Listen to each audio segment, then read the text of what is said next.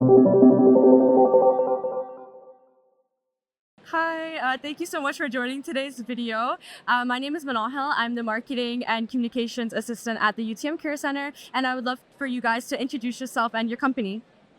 I can go first. Go ahead. Yeah, so my name is Kayla. I'm an early talent specialist here on the team. So I oversee the end-to-end recruitment process with student hiring from all the way of onboarding to student engagement through events and then offboarding the students. Amazing. And my name is Neha. I am the talent acquisition specialist for marketing. So I do end-to-end recruitment for all operating units under the Nestle umbrella and specific to marketing roles within the organization. Okay, thank you guys so much for being here, and thank you for also being our gold sponsors for today's event. So you guys can't see this, but a lot of students are walking and making their way into the Get Hired Fair. And for some students, they may feel invisible at such large networking events. So what advice would you give them, or what is like your cheat code for making their way in the crowd? Absolutely. So that's a great question. So we've been meeting a lot of students. It's been a few hours that we've been doing this, and I think great talent. Everybody is doing great at this event. But just a piece of advice that I think we'd have for graduating students or students currently in their second, third year program, especially who are aspiring to be interns or graduate trainees or part of or specifically part of the CPG industry, is sort of being prepared when they're coming into career fairs, because with the volume of students that's coming in, sometimes students it's easy to get lost, right? So how you're sort of showcasing yourself, what your elevator pitch is when it comes to the organization and the recruiter that you're talking to, because a lot of recruiters are in this event, and I mean that's your first point of contact to any organization that you want to get into. So how you're showcasing yourselves in terms of your elevator pitch, what you know about the organization plays a very important part, because when you know that the career event is happening, right? So doing research on brands, products, maybe even the HR team who's going to be a part of the event, and also coming prepared with those right questions, which can really help you stand out um, in terms of the roles that we might have, in terms of what they're looking for, and sort of coming with a very focused approach. So for example, if I'm a marketing graduate, I need to be sure of how marketing exactly functions in that organization. Even if you have like surface level information, that's perfectly fine. But asking more questions about the sub functions, how brand management is done for a certain product in the organization. So those are really good questions to ask, specifically if you know that, oh, I want to be a marketing intern at Nestlé Canada, right? Do you want to add something to that? Yeah, I would totally piggyback on what you said, Neha. I think it's really about fine-tuning your elevator pitch. So making that first strong impression, really being able to like introduce yourself in 1 minute of a nutshell, being able to really emphasize the key skills you can bring to the table, what interests you in terms of roles, showcasing that you've done the experience to understand what types of opportunities are available. And yeah, I would say if you're able to kind of knock it off the park with that 1 minute introduction, it does set like the tone for the rest of the conversation. So that's kind of what I would say. But also as well, like really being selective with the different booths that students are going to. Like sometimes it can be a little bit tempting to want to go to every single booth. And as much as that can be good because you're exploring different opportunities, you really want to have a targeted approach. Like, what do you see yourself doing long term? Is it CPG? If it is, hey, Nestle might be your booth to come to, right? So I think sometimes less is more, and that approach can really get you far down the line. Okay, thank you for sharing that. So you guys are here today to talk about the roles that you guys are opening up and also currently recruiting. But I'm interested to know, are there any entry-level roles at your company that students often overlook but shouldn't? And what emerging skills do you think will be essential in like the consumer goods, like package industry, or in the next few years? Yeah, I would say, like, I hope you're okay with me taking that. I would say when a lot of students actually think of Nestle, they think of marketing, and we're pretty amazing in marketing, not gonna lie. But there's so many different functions that students can definitely consider that will allow them to gain so much transferable skill with wherever they choose to go in their career. And I think supply chain is a pretty good example of that. A lot of students don't think of Nestle as a place for supply chain or even IT.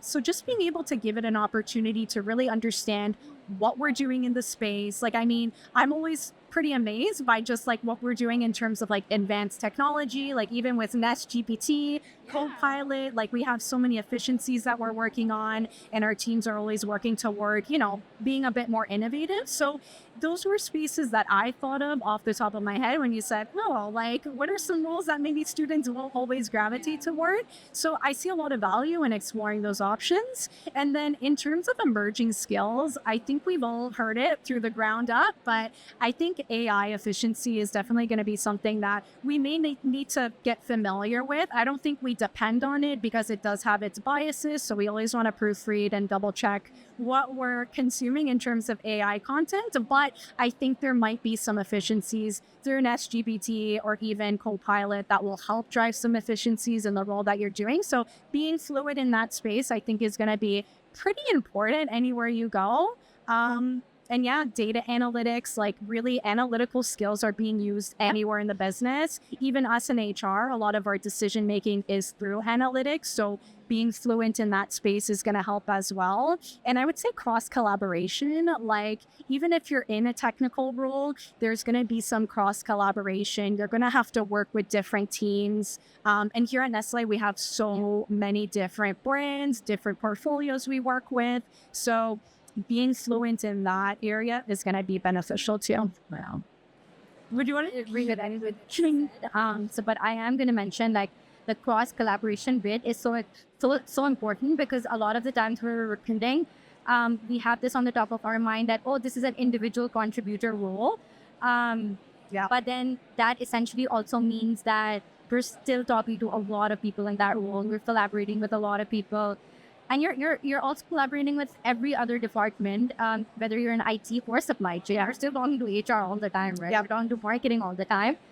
So really building that communication skill, I think, is very important. And to be able to stand out in interviews, showcasing how you communicate, how you talk to different stakeholders, how do you influence different stakeholders. I think that plays a very important part in that skill building aspect that we're looking for when we're talking to candidates. And just in terms of like entry level roles, you're right. When you think about CPG, you think about marketing because that's a pretty part of it. Yeah. The brands part of it. But we often miss out on a lot of other departments because we've been talking to a lot of students, and every single time they're like, "So how does marketing work?" Which is a great question, but then the degrees that they're working on could be more related to supply chain, could be more related to like an IT analytics background. And I think with more research, they would have a little bit more insight into, so you guys have these roles.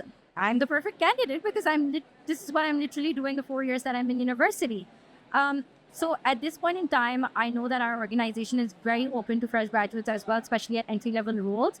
Because with CPG companies, the great thing is that we're always looking to build leaders within the organization, and no better way to do it than ground up, bringing them into the organization, building that brand loyalty, and sort of taking them into leadership roles, developing them in a way that they are open to taking up those roles in the future. Yeah, that's great. So you guys talk about or emphasize how marketing is the main idea with not only Nestle but at CPG, like in the industry. So I'm interested to know, are there any misconceptions that students have about the industry that you guys would love to clear up? I feel like we kind of covered it. Yeah, with that. It's like not only previous marketing. Yeah, question. yeah. So just because I recruit for marketing, so I feel like most of my examples lie within the marketing division. But what I've also seen in my conversations is that when we start talking about marketing, I think what we need to be well aware of that there are a lot of sub-functions. So there's e-com, there's digital, there's brands, and sort of being able to understand that differentiation because, people come up to me, they have a conversation about they want to get into marketing, but then they specifically talk about, social media, and then, then there's like a back end to it, then there's a lot of aspects to one department, and I'm obviously talking just about marketing, but then there's different aspects of HR as well. Either you want to get into talent management, or you want to get into talent acquisition, or early talent, or payroll. So I think having that knowledge is very important, because when we talk about HR, people associate it with recruitment, and that's the common misconception, true. right? And because I was just talking to somebody right now, and they mentioned how they asked me if I was from HR, and I was like, yes, I am. Like I'm doing recruitment, and I'm part of human resources.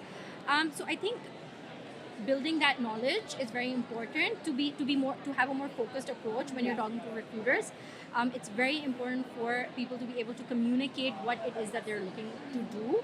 It helps us, and it helps us help them as well, getting into the right roles.